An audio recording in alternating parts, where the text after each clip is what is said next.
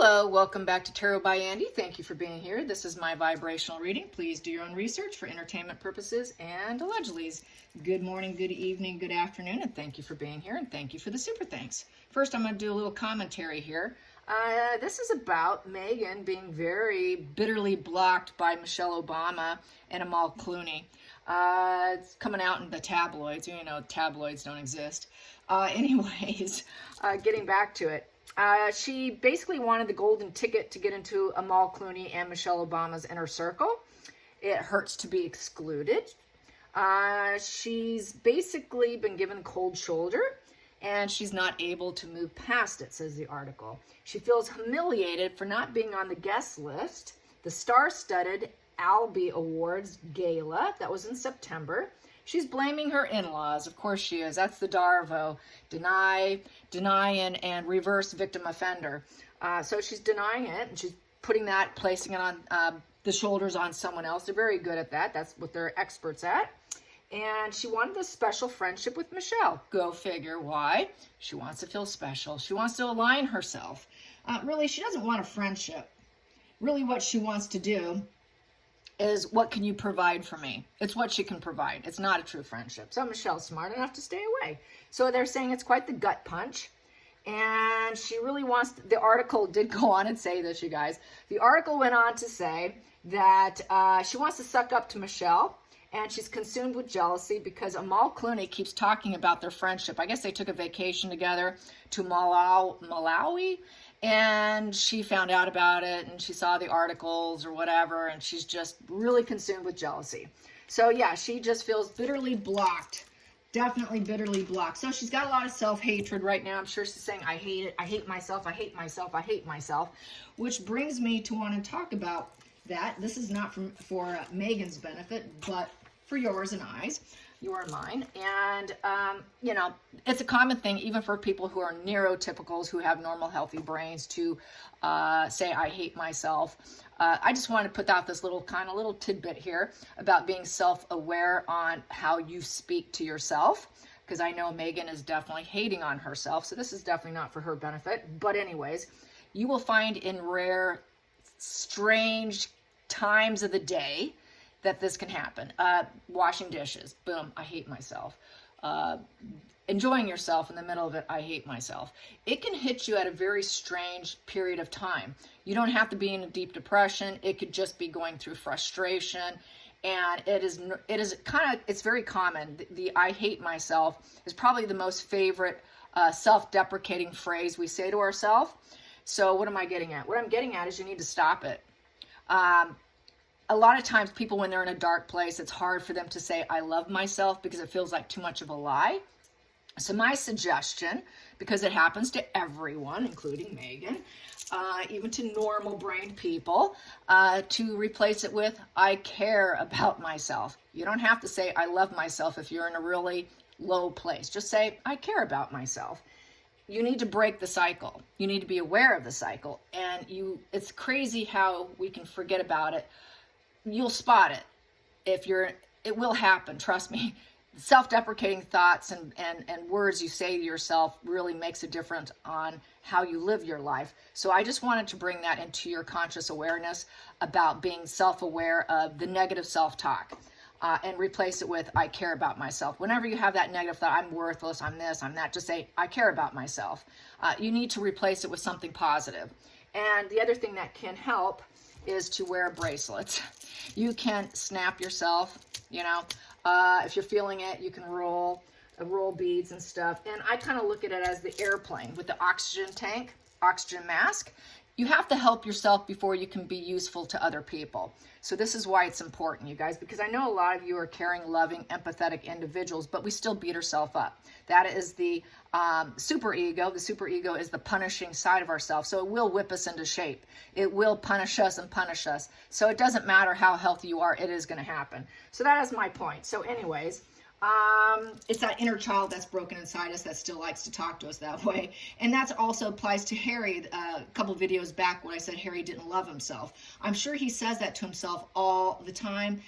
But, you know, it's not unusual. It's really not unusual, so don't feel bad if you're in the team, because I know I've been there, I've done it, so that's why I'm talking about it. So yes, Megan has overplayed her hand. That's why she's not invited. So anyways, she just wants that supply. She wants that supply and they're not giving it to her.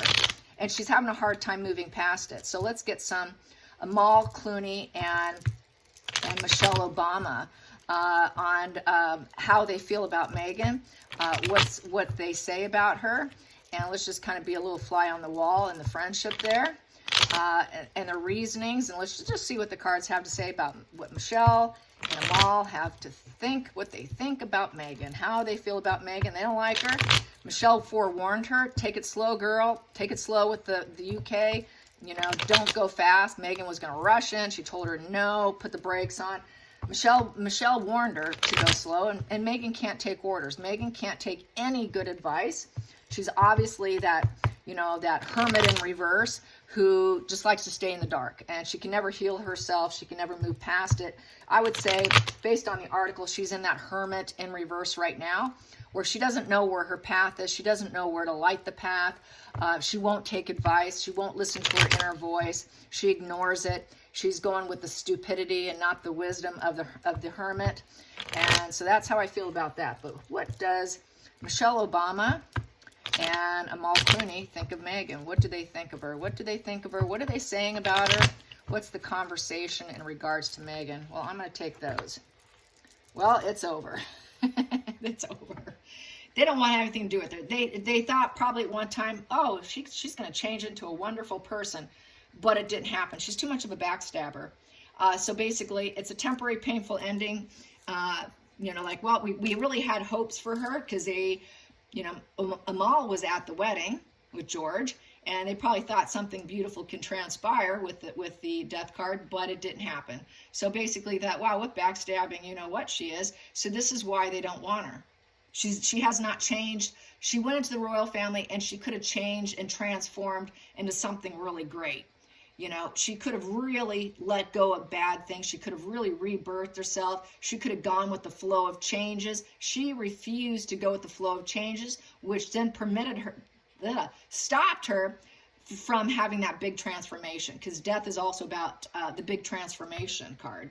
And she could have sparked new things. She could have had all the right moves, all the collaboration and growth she wanted, but she chose to be a backstabber. She chose this own painful ending for herself, and it is the truth. And it is a literal back pain too. They probably do get back pain thinking of her. So they want to move on. This is moving on. It's over. It is over. It is over. 2 over card. They want nothing to do with her. Zilch. And this, being a 10, is coming to a negative conclusion. She's not going to harvest and reap the benefits that she's thought she can get. And it's just not going to happen. It's never going to happen. You see, Megan, if Sugar's tuning in, you see this, not going to happen. So let's get to the challenging position.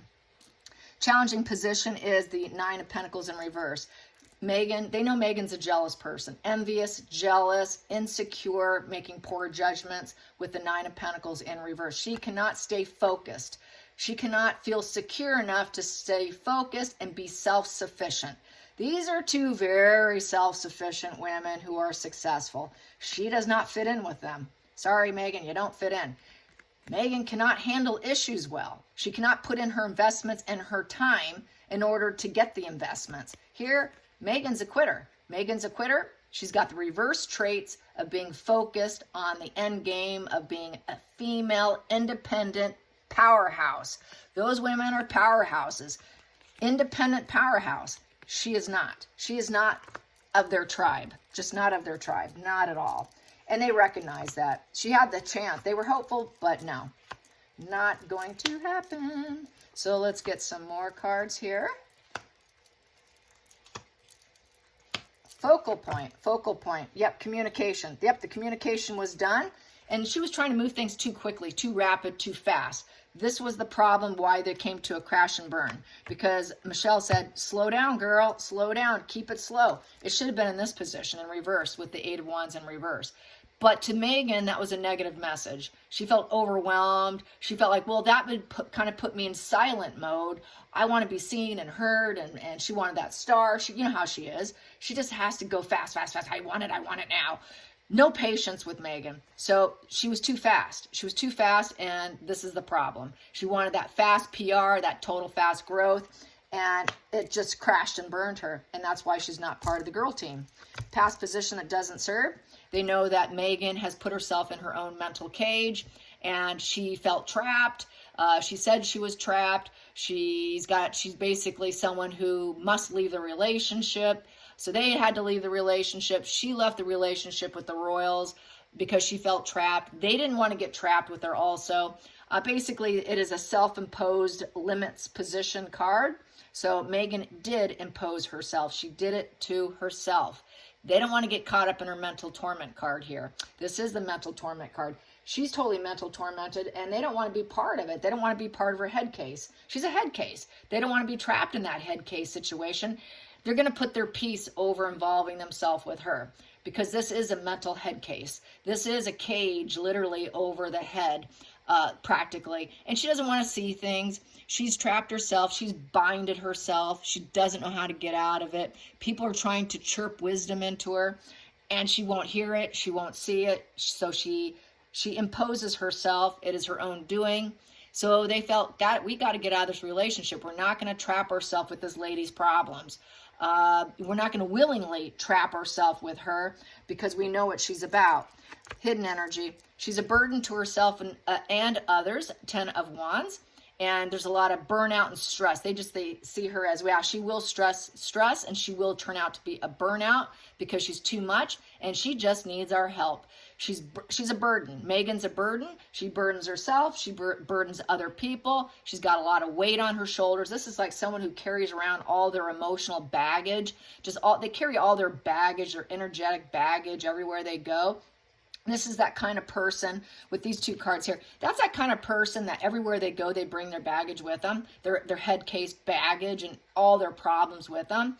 And then they try and get help from other people with their baggage. So she's a real huge burden. She's just a massive, massive burden they don't want to be part of. So, and she just wants help, and then trap them.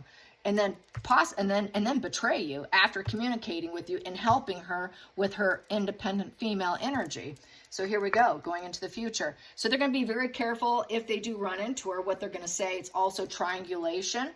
And this is jealous squabbles. They know Megan's jealous. That's why Megan does what she does.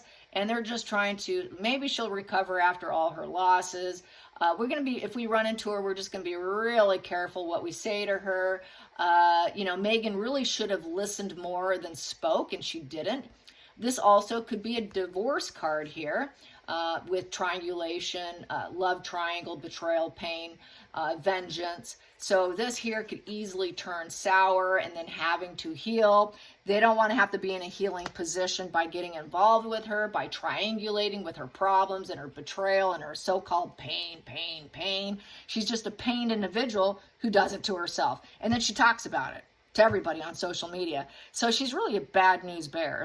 They don't want to be involved with a victim, a professional victim. So then we have here, the world. They know that Megan wants to be a face of the world. She wants to fly, travel. She wants to expose herself to the world view.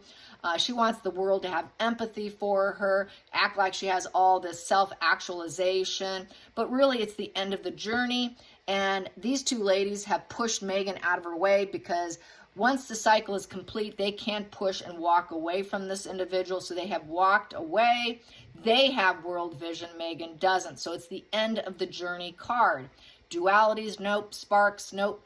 Megan wants this. They know she wants it. They know she's willing to travel and go on vacations wherever they go. So this is part of that problem. They were vacationing, and they were talking about Megan being a train wreck. In essence, Megan overplays her hand, and she's a train wreck. So it's over, it's done with, and here they are enjoying themselves. They can easily walk away, even though they can have empathy and say, isn't that sad, but we're not going to do anything about it. You walk away with something that you can't fix. She can't be fixed. And they're women of the world. They're women in front of everybody. A lot of eyes on them. They're not going to put up with this, or communicate with that. Here we go. Outside influences. So they were very welcoming at one point in time. They realized the royal family welcomed them. So, and what did she do? She betrayed them, and she created this situation where everyone was brokenhearted, betrayed, and now wondering, will that ever heal? So they gave her the best that she could have. I mean, come on, hello. They now know that Megan is probably idolizing the past, and but it's gone. That past is gone. Very nostalgic feelings. They might have been a little nostalgic about the wedding, especially with them all. I'm not too sure. I don't think that Michelle and Michelle was there, but definitely the Clooneys were there. So I would say that would be Amal Clooney, kind of probably talking about the wedding, talking about, you know, being in her presence at the wedding and how the loyalty was there towards her. So anyways, next card here we have is unfulfilled. So it's no end in sight with the Nine of Cups in reverse. It's telling her, no, we don't want her. She's a bad resource, shattered dreams. They're like, nope, we can't be around her. It's also the booze and overindulgence. So, you know, maybe we'll wait another day. Not likely. So they see that she's just a depressed, sad, let down person who uses her negative emotions to go on social media, because the Eight of Wands is social media. So she uses her pain to make money, as we know. So it's very, so basically what they're thinking is exactly what we see and exactly what we know. It's very on point. And then the final straw here is it's extortion. She extorts people. It's all one-sided giving. Back to what I was saying early before I threw a card, I said, it's not a friendship. It's what can you do for me? It's all one-sided giving. So Megan just wants what you can offer her. And to them, that's not going to, they're not going to do it. We're not going to jive that way. We're not doing it. So this is basically, they see her as self-centered because it's a 6 in reverse, superficial. And she will always be in subordination because it's always about what Megan can get. Megan has nothing to give and she can only take. She's a taker. This is I'm a taker position. And that's basically what a narcissist psychopath is. They're takers. They're never givers. Here, it's give and take. She cannot do give and take. She can only take. And then after she takes and you welcome her in, she's going to betray you and take you down. She's going to take you down and end it and claim, oh, I'm so independent. I do everything by myself. I'm so independent. When she's lying, she's a lie. And so they don't want to have anything to do with her. Good on them. Here we go. Let's get to the center of the deck. What do I have here? And they just couldn't cope with her. They couldn't cope with her, like, no thanks, let's just drop the ball on her with the Two of Pentacles in reverse. So basically, they realize that Megan cannot adapt to the ups and downs of life. The juggle and struggle is too much, and Megan's not coping too well. She has an inability to cope. She's not even a maybe. She's a no. We don't want her. We're not doing any dualities. It's a Two of Pentacles, so it's a two in reverse. Disharmony, opposition, breaking ties. We don't want her. So basically, no thank you, we're out. We're not going to make any decisions or do any juggling of our resources to give to you. Because they know, she just wants our resources. So they're not going to share their resources. We're not going to adapt for your benefit, in essence. And then the other one here is, yeah, don't travel in, we don't want to see you. So no invite. She's been roadblocked with the Two of Wands in reverse. So it's a power struggle here. Megan has power struggles with everyone. So basically it's a cancellation of trips, projects, needing to choose a path. It's fearing a relationship, fearing getting involved. There's no passion there. Another Two in reverse, back to just breaking ties. There's total disharmony here. Can't cope with her, don't want her, don't come in, don't travel in. We don't want to travel with you. So they travel without her. They weren't going to invite her. So no, we weren't going to invite her. She's been roadblocked because we can't cope with her. That's what Tarot's saying. All right, you guys, I hope you enjoy your day and I hope you enjoy this. And thanks for following. Until next time, like and subscribe. Bye, you guys.